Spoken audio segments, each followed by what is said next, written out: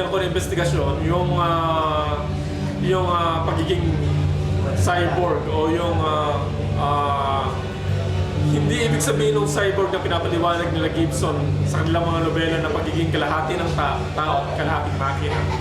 Pero figuratively, metaphorically, pwede mo siyang sabihin kalahating makina dahil nagpa-function yung isang parte ng katawan niya o isang parte ng pag-iisip niya, hindi dahil dun sa kagustuhan niya o dun sa calling na tinatawag, kundi dahil sa obligasyon. Obligasyon sa pamilya na kailangan niyang buhayin yung pamilya na karaniwang karanasan ng mga manggagawa sa ibang bansa o nangyayari sa mga bansa, mga nasyon na may kahirapan at napipilitan silang humanap ng mas magandang buhay sa ibang bansa na malayo sa kinagisnan nilang kultura.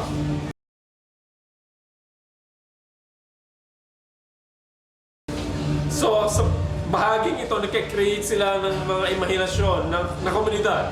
Nagkikreate sila ng isang komunidad na yung realidad ng komunidad na yon ay hindi yung realidad nung kasalukuyan nilang tinutugtungang lupa.